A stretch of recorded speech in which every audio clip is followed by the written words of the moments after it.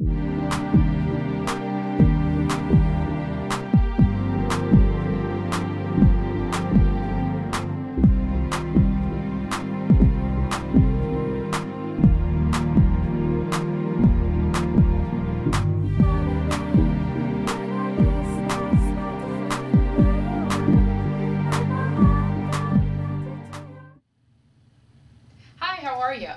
Scott from the Vocal Spa, and today I wanted to talk a little bit about a subject that I get asked about all the time. Everywhere I go, everywhere I teach, singers ask me about hoarseness.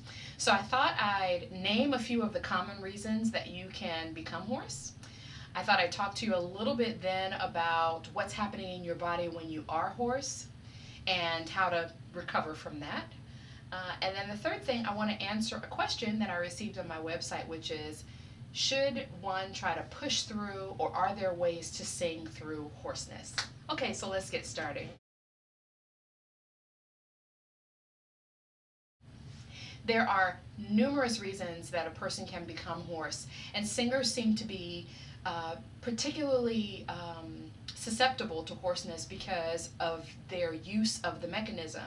Now, if you're a gospel singer, which a lot of the singers that I work with are, you tend to find yourself as hoarse as often as like a cheerleader or a coach or something of this nature because of the aggressive way in which you use the voice. So one of the number one reasons that people become hoarse is because of overuse. Overuse, over singing, shouting, pushing the chest really, really high for long periods of time. You know, the 3-hour rehearsals that are very common, that's one of the main reasons. But also, you can literally be sick. You could have a bacterial infection. You could have thyroid issues. You could be dehydrated from other reasons. Say you're extremely athletic and you're outside quite a bit without enough water, you could become dehydrated, and that'll lead to hoarseness. If you have a persistent cough, you can become hoarse. If you eat very, very late at night, go to bed right on top of eating, you can become extremely hoarse. That's called GERD or acid reflux, and that can cause hoarseness as well. So there are a variety of reasons. Allergies, tons of reasons and tons of names for conditions that the outcome will resort in short-term hoarseness.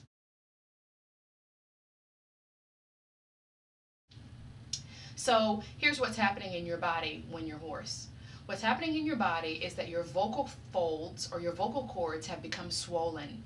They're swelling because they're trying to hold on to all of the water that they can, because whatever you're doing, consuming, is causing your body to come out of water balance. The vocal cords are covered with mucous membrane, and mucous membrane lines your mouth. So if you take your tongue and just touch the inside of your cheek, that's a mucous membrane. That's what it feels like. Well, your vocal cords are covered in that. And if you notice, the inside of your mouth always stays fairly moist. Even the inside of your lip, fairly moist all the time. You're a little uncomfortable when it becomes dry, right? The outside of your face, however, is quite dry to the touch, unless you have oily skin. Okay, this is really not that kind of video, but anyhow, stay with me. So when you become dehydrated, either due to over-singing, overuse, some kind of illness, or something that you're doing or putting into the body, those vocal folds begin to swell up, retaining the water that they do have, in case something else is introduced to the body that must be flushed out. That's the purpose of swelling. That's the purpose of water retention. Your body is gearing up to flush out anything that could hit it, and so it holds onto the water that it has. It seems ironic, but the number one way that you can get that swelling to go down and eliminate the hoarseness is to add water to your system. As you begin to drink more water and your body begins to come out of imbalance into balance, then the swelling will leave your cords and any other place in your body where you are swollen. The second thing, particularly for singers or people who use the voice and become hoarse, is to rest. So after your rehearsal, after you've used the voice very aggressively, it is very, very important to get quiet and still with your voice. I alluded a little bit to eating very late and how that can relate to hoarseness. Well, if you eat and immediately go to bed on top of a heavy meal, on top of, to me, anything that's not a fruit or vegetable, which the body can break down very, very quickly and typically has a lot of water in it. But if you're eating meat, starches, pastas, cheeses, things of that nature, very, very cooked or very, very processed foods, and you're immediately laying down on top of those, you'll begin to notice a pattern. You'll wake up in the morning with a sore throat. You'll wake up in the morning with a lot of mucus that is rather thick. Sorry to be so graphic, but some of you have really experienced it. And many times when you go to spit, it'll be a color. So you'll think, I'm getting sick. Why is that green? Why is that yellow? Well, your body all night was trying to break down what you put in it right before you went to sleep, and the stomach acids, which should work only in the gut, actually flowed all the way up past the esophagus and laid on your throat to do the work of breaking down the food that you ate. Yeah, that's pretty disgusting, isn't it? But a lot of us do it. We have late night obligations. We have to minister very, very late.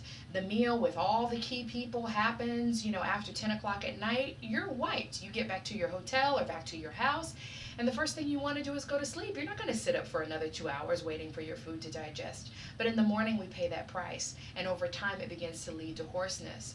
So my rule of thumb, typically, because I do travel, I do sing late, is to let the last thing that I do before I go to bed be water or liquid or a good organic juice or something of that nature, and not a heavy meal. If I have to have something, I try to make it fruit, like a raw fruit, just knowing that I can get up in the morning and eat. But don't do that to yourself, because you will cause the hoarseness to persist. So what do you do when you are hoarse? Well, again, we've alluded to that already. The two best things you can do are water, water, water, water, water, and rest. You want to immediately get rid of anything caffeinated, which is going to cause you to dehydrate at a rapid rate. And caffeine causes you to become dehydrated very, very quickly, because the body reads caffeine as a toxin. So it reads it as something that it wants to throw out of itself very quickly. So typically, people who drink a lot of coffee will kind of always be in the bathroom. And that's what's happening with that. So you want to get rid of coffee, you want to get rid of caffeinated beverages until the voice recovers, and then try to do them in smaller amounts anyway.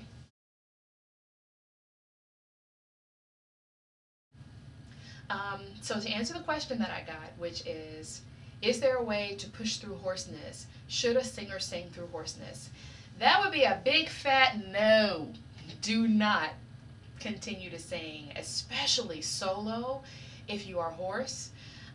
In a choir, you might get away with lip syncing, just lip syncing from your heart. Woo!